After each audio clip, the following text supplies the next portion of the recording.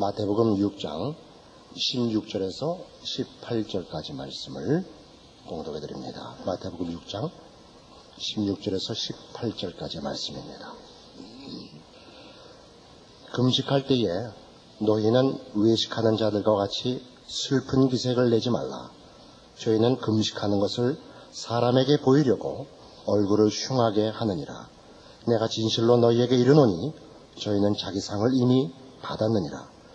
너는 금식할 때에 머리에 기름을 바르고 얼굴을 씻으라. 이는 금식하는 자로 사람에게 보이지 않고 오직 은밀한 중에 계신 내 아버지께 보이게 하려 함이라. 은밀한 중에 보시는 내 아버지께서 갚으시리라. 금식은 1차적인 의미로서 우리 이전에 기도할 때 살펴본 바와 같이 기도가 그런 것 같이 하나님 앞에 도우심을 구하는 표현입니다. 마가복음 9장 29절에 기록된 대로 기도 외에는 이런 이유가 나갈 수 없느니라 한 그 말씀에 금식이 붙어 있을 수 있다 그랬죠. 어떤 사본에는 본문에 그게 붙어 있거든요. 기도와 금식 외에는 이런 이유가 나갈 수 없느니라 할 때는 기도나 금식이다 나의 힘으로 하지 않고 하나님의 힘을 의탁하고 그 도우심을 구하는 행위에 대한 상징입니다. 그러나 오늘 여기 마태복음 6장에 나오는 금식의 그 내용은 이런 쪽 기도와 괴를 같이 하는 그런 의미기보다 슬퍼하는 것, 애통하는 것, 자신의 못난 것과 자신의 죄를 인하여 하나님 앞에 들어가 회개하고 슬퍼하고 용서를 구하는 그런 쪽입니다. 그것이 16절에 있는 바대로 금식할 때 너희는 외식하는 자들과 같이 슬픈 기색을 내지 말라. 저희는 금식하는 것을 사람에게 보이려고 얼굴을 흉하게 하느니라 해서 나온 바와 같이 슬퍼하고 괴로워하는 것을 지금 그 초점으로 삼고 인용하고 있습니다.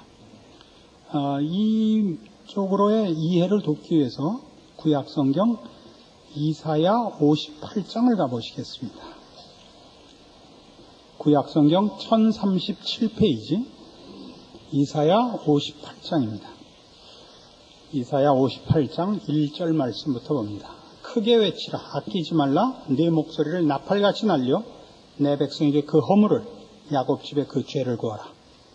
그들이 날마다 나를 찾아 나의 길 알기를 즐거워함이 마치 의를 행하여 그 하나님의 규례를 폐하지 아니하는 나라 같아서 의로운 판단을 내게 구하며 하나님과 가까이 하기를 즐겨하며 이르기를 우리가 금식하되 주께서 보지 아니하시면 어찌 미오며 우리가 마음을 괴롭게 하되 주께서 알아주지 아니하시면 어찌 미니까 하느니라. 보라, 너희가 금식하는 날에 오락을 찾아 얻으며 온갖 일을 시키는도다. 보라, 너희가 금식하면서 다투며 싸우며 악한 주먹으로 치는도다. 너희의 오늘 금식하는 것은 너희 목소리로 상달케 하려 하는 것이 아니라 이것이 어찌 나의 기뻐하는 금식이 되겠으며 이것이 어찌 사람이 그 마음을 괴롭게 하는 날이 되겠느냐. 그 머리를 갈대같이 숙이고 굵은 배와 재를 펴는 것을 어찌 금식이라 하겠으며 여호와께 연락될 날이라 하겠느냐. 나의 기뻐하는 금식은 흉하게 결박을 풀어주며 멍에 줄을 끌어주며 압제당하는 자를 자유케 하며 모든 멍에를 꺾는 것이 아니겠느냐. 또 줄인 자에게 네 식물을 나눠주며 유리하는 빈민을 네 집에 들이며 벗은 자를 보면 입히며 또 네 골육을 피하여 스스로 숨지 아니하는 것이 아니겠느냐. 여기 나오는 금식은 분명히 슬퍼하고 괴로워하는 것입니다. 5절에 있는 대로 그 머리를 갈대같이 숙이고 굵은 배와 재를 편다. 그 마음을 괴롭게 한다. 이런 표현들은 다 금식이 지금 이런 애통하는 것으로 사용되고 있는 것을 말합니다. 이때의 금식은 하나님 앞에 못난 자신, 범죄한 자신을 슬퍼하며 애통해하고 나와 용서를 구하는 회개의 모습을 말합니다. 그때는 금식을 할 수밖에 없는 것이 좀 즐길 때가 아니다라는 것입니다. 먹는 것은 즐거움을 수반하기 때문에 지금은 즐거울 수가 없다라는 상징으로 금식하고 하나님 앞에 나아갑니다. 지금 이 금식의 이 슬픔과 애통하는 것을 지금 우리 마태복음 6장에서 도입하고 있는 것은 여기에 무슨 자랑이 있을 수 있느냐 하는 것 때문에 그렇습니다. 기도나 구제나 금식을 지금 동원하여 예수님께서 친히 제자들을 가르치시는 내용은 사람 앞에 자랑하는 의가 되지 않기를 지적하고 있고 가르치고 있는 대목 아닙니까? 기도가 하나님 앞에 도우심을 구하고 말하자면 구걸하러 나가는 것이듯이 이 금식하는 것은 하나님 앞에 범죄한 자들이 자신의 못난 것을 인식하고 슬퍼하며 괴로워하며 용서를 구하러 나가는 행위이고 거기에는 인간이 잘났다고 얘기할 수 있는 부분은 하나도 없습니다. 그래서 4절에 보시면 보라 너희가 금식하면서 다투며 싸우며 악한 주먹으로 치는도다 라고 꾸짖는 것은 하나님 앞에 범죄하여 용서를 구하러 나가는 처지에서 누구에게 심판권을 행사할 수 있는 자격이 없다 그런 뜻입니다. 누구를 꾸짖고 누구를 정죄하고 누구를 못났다고 얘기할 수가 없죠. 자기가 하나님 앞에 범죄하여 용서를 구하여야 되는 처지에서 누구를 정죄하겠습니까? 또 6절과 7절에 있는 바와 같이 흉악의 결박을 풀어주며 멍에의 줄을 끌어주며 압제당하는 자를 자유케 하며 모든 멍에를 꺾는 것, 줄인 자에게 네 식물을 나눠주며 유리하는 빈민을 네 집에 들이며 벗은 자를 보면 입히며 네 골육을 피하여 스스로 숨지 아니하는 것, 이런 구제와 자비를 예로 드는 이유는 그 곤경에 처한 자, 그 못난 자, 그 가난한 자, 그 어려움에 있는 것들이 다 내 처지다 이런 뜻입니다. 너의 처지가 가지고 있고 자족하고 자랑할 수 있는 처지에 있지 않다는 것이 금식을 하는 그 원리와 함께 이웃을 심판할 수 없고 이웃의 부족한 것에 대하여 외면할 수 없는 것으로 나타나야 옳다 이겁니다.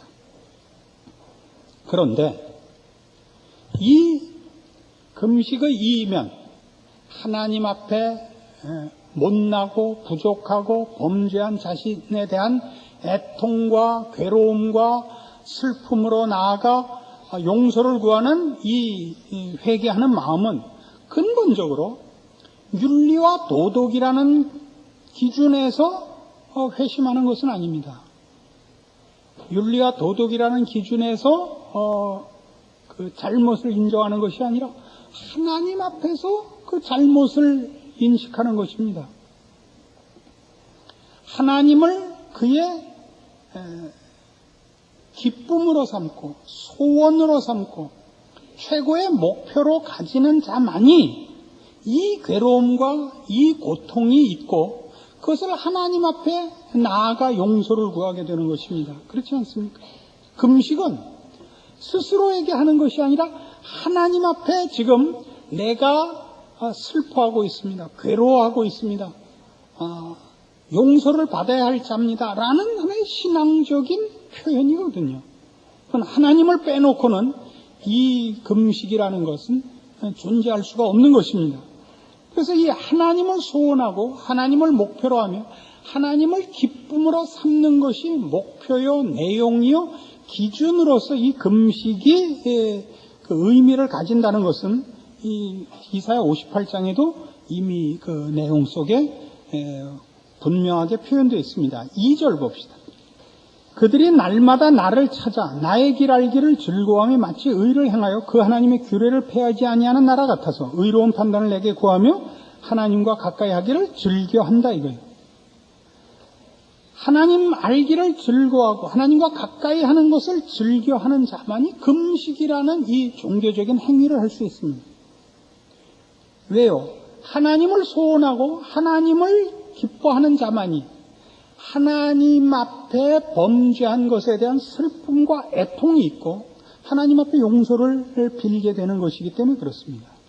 그러니까 이 금식 속에는 부정적으로 얘기하면 범죄한 자, 하나님 앞에 기뻐함을 입지 못한 데 대한 괴로움의 표현이 있는 것만큼 그 표현과 그 내용 자체가 하나님을 소원하고 하나님을 기뻐하고 하나님을 유일한 경배의 대상으로 가진 것이 전제되어 이 일이 일어난다는 것을 이미 마음에 확보하고 있지 않으면 이 금식은 일어날 수 없습니다. 그래서 부정적인 의미의 금식이 즐거움을 사양하는 것이라면 적극적인 차원에서 그 즐거움의 사양은 적극적으로 즐거움을 추구하는 자가 가지는 애통인 것입니다. 그러니까 금식 속에는 하나님을 내 최고의 기쁨으로 삼습니다. 나는 먹는 즐거움을 하나님을 즐거워하는 것으로 바꿀 수 없습니다. 라는 적극적인 의미가 금식 속에 또 들어가 있게 되는 것입니다. 이 둘은 같은 내용의 앞뒷면입니다. 하나님을 기뻐하고 하나님을 즐거워하고 하나님을 소원하기 때문에 슬픔과 애통이 생기는 것이고 그 슬픔과 애통은 하나님을 기뻐하는 이 기쁨을 회복하자는 의미에서의 애통인 것입니다. 그렇죠? 그래서 이때의 금식은 애통하고 회개할 때에는 내가 지금 즐길 수가 없습니다. 나는 괴롭습니다의 표현이면서 동시에 하나님이 나의 최고의 기쁨이요 소원이기 때문에 하나님을 즐거워하는 일을 다른 것으로 바꿀 수 없습니다가 음식을 사양하는 금식으로 표현될 수 있다 이겁니다. 그러니까 금식 속에는 부정적인 의미와 함께 이 적극적이고 긍정적인 의미가 사실은 더 중요한 몫을 차지하게 되는 것입니다. 그러니까 금식이 부정적이지 않고 긍정적인 면을 갖고 있다는 것은 그러니까 우리 이사야 58장에도 이렇게 나옵니다. 예를 들면 3절 보십시오. 이르기를 우리가 금식하되 주께서 보지 아니하시면 어찌미오며 우리가 마음을 괴롭게 하되 주께서 알아주지 아니하시면 어찌미니까 하느니라. 보라 너희가 금식하는 날에 오락을 찾아 얻으며 온갖 일을 시키는도다 그래요. 너희가 왜 나를 만나러 오고 금식하면서 오락을 행하느냐 할 때는 너희가 참으로 회심을 한다면 하나님 앞에 기뻐하심을 입지 못한 것이 너의 괴로움이며 슬픔이라면 어떻게 오락을 행할 수 있는가? 그런 행위가 되죠. 또 아까 얘기한 긍정적인 차원에서 얘기하자면 하나님을 즐거워하고 하나님 앞에 기뻐하심을 입는 것이 최고의 소원이라서 금식을 행한다면 어떻게 나를 찾아오고 전심으로 나를 만나기 위해서 오면서 다른 즐거움을 따로 가질 수 있느냐? 이런 얘기가 됩니다. 그렇지 않습니까? 그것은 뒤에 13절에 보면 자명해집니다. 만일 안식일에 네 발을 금하여 내 성일에 오락을 행치 아니하고 안식일을 일컬어 즐거운 날이라 여호와의 성일을 존귀한 날이라 하여 이를 존귀히 여기고 네 길로 행치 아니하면 네 오락을 굳지 아니하면 사사로운 말을 하지 아니하면 네가 복되리라 할 겁니다. 안식일날 오락을 행치 마라. 안식일을 지킬 때 오락을 행치 마라 하는 건 부정적인 개념이 아닙니다. 긍정적인 개념인 것입니다. 어떤 것? 하나님을 섬기고 하나님을 가까이 하는 것이 최고의 기쁨이요 소원이라서 다른 그것과 비교될 수 없는 다른 즐거움을 생각할 수 없다 이런 뜻이죠. 이때는 부정적인 개념으로 오락을 찾지 말라가 등장했을 리가 없지 않습니다. 13절은 앞에서도 마찬가지로 오락을 금하라라는 것은 괴로움을 그 내용으로 하는 통회와 자복의 차원에서도 오락이 금해지지만 하나님을 그 유일한 목적으로 소원으로 즐거움으로 기쁨으로 삼는 성도들의 신앙의 궁극적인 목표가 하나님이기 때문에 그 하나님을 대신할 다른 기쁨이 있을 수 없다라는 상징으로 오락을 금하라가 되고 금식이 행해질 수 있다 이겁니다. 그러면 이게 다 무슨 얘기가 되느냐? 우리의 금식은 결국 하나님을 찾는 것입니다. 하나님을 소원하는 것이요 하나님을 기뻐하는 것입니다. 그러니까 어디에 초점이 있고 누가 주인공입니까? 하나님이시죠. 하나님이 주인공이죠. 인도에 가면 그 타지마할이라는 묘가 있죠. 어느 왕이, 인도의 왕이, 옛날 왕이 그 자기가 사랑했던 왕비의 죽음을 애도하여 그 묘를, 그 아름다운 묘를 지었습니다. 그 우리가 가보고 이걸 만든 왕은 누굴까가 아니라 도대체 그 왕비는 어떤 사람이었길래 이런 그 묘를 만들었을까? 궁전보다 더 아름다운 묘를 만들었을까? 그러는 것입니다. 그러니까 우리가 금식하면 드러나는 영광을 받으실 이는 하나님이신 것이지, 우리가 얼마나 신심이 있는가, 얼마나 정성을 기울이는가는 하나님께 알려지기 위해서 있는 것이지 사람 앞에 내 치장으로는 있을 수가 없는 것 아닙니까? 그렇죠. 이것이 오늘 예수님께서 금식을 동원하여 금식을 놓고 우리의 신앙에 무엇이 핵심인가를 지적하는 자리입니다. 그래서 보십시다. 이 금식하는 마음, 말하자면 하나님을 그의 소원과 기쁨의 유일한 대상으로 가지는 신앙인들의 그 신앙 고백을 한번 보십시다. 시편 18편입니다. 시편 18편 1절에서 3절입니다. 나의 힘이 되신 여호와여, 내가 주를 사랑하나이다. 여호와는 나의 반석이시요 나의 요새시요 나를 건지시는 자시요 나의 하나님이시요 나의 피할 바위시요 나의 방패시요 나의 구원의 뿌리시요 나의 산성이시로다. 내가 찬송받으실 여호와께 아뢰리니 내 원수들에게서 구원을 얻으리로다. 그 18편이라고 쓴 그 밑에 조그만 글씨로 이렇게 설명이 붙어 있습니다. 영장으로 한 노래. 여호와께서 다윗을 그 모든 원수와 사울의 손에서 구원하신 날에 다윗이 이 노래의 말로 여호와께 아뢰어 가로되 라고 되어 있습니다. 잘 아시는 대로 다윗은 사울이 왕이었던 때에 그 이스라엘을 침노한 블레셋 골리앗 장군을 물리쳐 하루아침에 구국의 영웅으로 떠받들려집니다. 그러나 이를 시기한 사울의 미움을 받아 도망을 다니게 됩니다. 긴 세월을 사울을 피하여 도망 다니다가 결국 피할 데가 없어서 그 적국인 블레셋의 망명을 하게 됩니다. 그가 그 긴 세월 동안 사울의 핍박과 그 자기를 죽이려는 손에서 도망 다니고 적국에까지 망명 생활을 해야만 했던 그 모든 날 동안 그를 지키신 하나님, 그를 간섭하신 하나님에 대하여 그가 깊이 하나님에 대하여 배우고 이 시를 쓰는 것입니다. 뭐라고요? 나의 힘이 되신 여호와여, 내가 주를 사랑하나이다 합니다. 29절 같은 데 가보세요. 여러분 집에 이런 구절을 써놓으세요.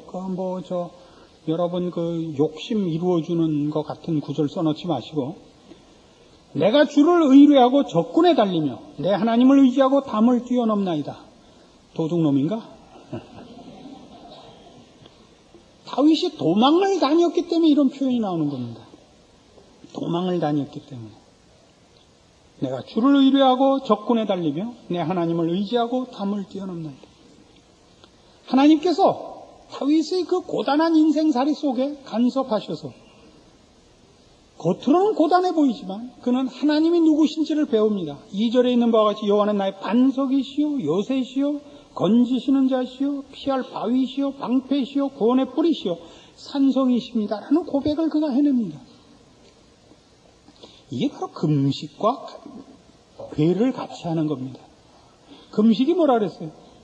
하나님을 만나고 하나님을 기뻐하느라고 음식 먹을 틈이 없는 겁니다. 시간적으로 없다는 것이 아니고 기회적으로 없다는 것이 아니라 음식을 먹는 기쁨으로 하나님을 만나는 기쁨을 대신할 수가 없다 이겁니다. 여러분, 우리의 신앙은 어떤 것입니까? 여러분, 하나님을 배워야 됩니다. 하나님을 알아야 됩니다. 나의 힘이 되신 여호와여, 내가 주를 사랑하나이다. 이걸 배워야 되는데 우리는 필요할 때만 불러내서 일시키고 일값 주고 돌아서는 관계가 되곤 합니다.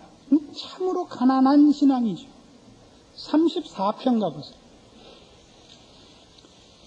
시편 34편. 내가 여호와를 항상 송축하며 그를 송축함이 내 입에 계속하리로다. 내 영혼이 여호와로 자랑하리니 곤고한 자가 이를 듣고 기뻐하리로다. 나와 함께 여호와를 광대하시다 하며 함께 그 이름을 높이세. 내가 여호와께 구하매 내게 응답하시고 내 모든 두려움에서 나를 건지셨도다. 저희가 주를 앙망하고 광채를 입었으니 그 얼굴이 영영이 부끄럽지 아니하리로다. 이 곤고한 자가 부르짖음에 여호와께서 들으시고 그 모든 환난에서 구원하셨도다. 여호와의 사자가 주를 경외하는 자를 둘러 진치고 저희를 건지시는도다. 너희는 여호와의 선하심을 맛보아 알지어다. 그에게 피하는 자는 복이 있도다. 너희 성도들아 여호와를 경외하라. 저를 경외하는 자에게는 부족함이 없도다. 젊은 사자는 궁핍하여 줄일지라도 여호와를 찾는 자는 모든 좋은 것에 부족함이 없으리로다. 이 시는 또 바로 제목 아래 있는 바대로 다윗이 아비멜렉 앞에서 미친 채 하다가 쫓겨나서 지은 시라 이렇게 되어 있습니다. 아까도 설명한 대로 다윗은 사울의 손을 피하여 도망가다 결국 마지막에 도망갈 데가 없어서 적국인 블레셋에 망명합니다. 그 블레셋 입장에서 보면 자기 나라의 장수 골리앗을 죽인 원수입니다. 결국 나중에 다윗을 죽이기로 결정을 합니다. 그래서 그가 그 호구를 벗어나기 위하여 미친 척해서 벗어납니다. 근데 이 8절에 보시면 이런 사람이 겪을 수 있는 가장 처절하고 어려운 그 체험을 한 후에 8절 너희는 여호와의 선하심을 맛보아 알지어다. 그에게 피하는 자는 복이 있도다라는 고백을 합니다. 근데 여기 말하는 너희는 여호와의 선하심을 맛보아 알지어다. 맛보아 알지어다는 아주 재미있는 표현입니다. 미쳤다라는 것이 맛이 변했다라는 뜻입니다. 히브리어의 표현은 우리나라도 그러죠. 맛이 갔다 그러죠. 맛이 변했다는 것이 미쳤다는 표현입니다. 그러니까 맛보아 알라. 너희는 여호와의 선하심을 맛보아 알라는 하나님은 맛이 변하시지 않는 분이다 이거죠. 영원하시고 신실하신 분이다 이겁니다. 그럼 뭐라 그래요? 9절 너희 성도들아 여호와를 경외하라. 저를 경외하는 자에게는 부족함이 없도다. 젊은 사자는 궁핍하여 줄일지라도 여호와를 찾는 자는 모든 좋은 것에 부족함이 없으리로다. 이게 왜 금식과 궤를 같이 한다고요? 금식이 뭐라고요? 하나님을 기뻐하고 하나님을 소원하는 것이 어떤 즐거움으로도 대신할 수 없는 소원이란 말이죠. 그래서 이런 찬양들은 하나님 앞에 이렇게 아첨을 떨어서 무엇을 얻어내자는 방법으로 쓰여지고 있지는 않습니다. 정말 마음 깊은 것으로부터 하나님에 대하여 항복하고 하나님에 대하여 감사하고 하나님을 찬송하는 기도문이요 시입니다.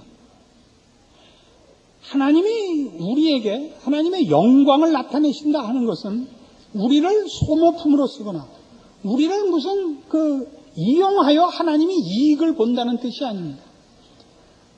우리를 지으신 하나님, 우리를 사랑하시는 하나님, 우리를 인도하시는 하나님, 우리를 그의 백성으로 부르신 하나님은 우리를 만족해 하시되 우리를 항복시키시며 감사케 하시며 찬송할 수밖에 없게 하시는 하나님이시다 그런 뜻입니다.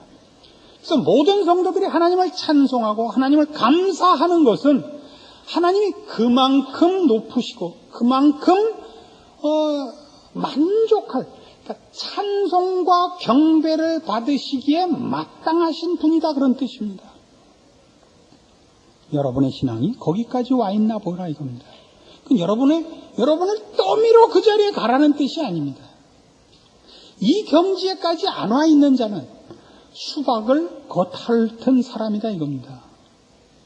예수를 믿는다는 것이 무엇인지 아직 수박 겉핥기 갖고는 모자란데 수박 겉보기까지밖에 안 합니다. 핥아보지도 못합니다. 시편 73편을 가보십시오. 시편 73편은 37편과 함께 불의한 자들의 형통함에 대하여 그 불만을 토로한 시입니다. 왜 악하게 사는 자가 더 형통하고 선하고 신앙을 지키는 자가 더 괴롭게 사느냐? 여기에 대한 불평입니다. 그러나 뒤에 이제 그것이 그 형통한 것이 아니요, 의로운 자들이 고난당하는 것이 손해가 아니라는 걸 깨닫는 장면입니다. 22절. 내가 이같이 우매무지하니 주의 앞에 짐승이 오나 내가 항상 주와 함께하니 주께서 내 오른손을 붙드셨나이다. 주의 교훈으로 나를 인도하시고 후에는 영광으로 나를 영접하시리니 하늘에서는 주 외에 누가 내게 있으리요 땅에서는 주밖에 나의 사모할 자 없나이다.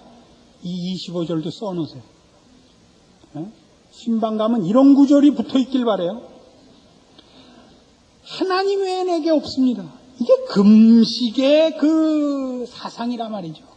금식하는 그 원리라 말이죠. 뭐예요? 하나님을 제대로 알고 하나님께 항복하고 하나님을 찬송하고 하나님을 기뻐하고 하나님을 소원하는 그 표현이라 말이죠. 기독교의 복됨이 뭡니까? 신이 가진 힘을 써서 우리가 이 현실에서 당하는 어떤 문제를 해결하는 그런 정도의 종교가 아니라는 데 기독교의 복됨이 있습니다.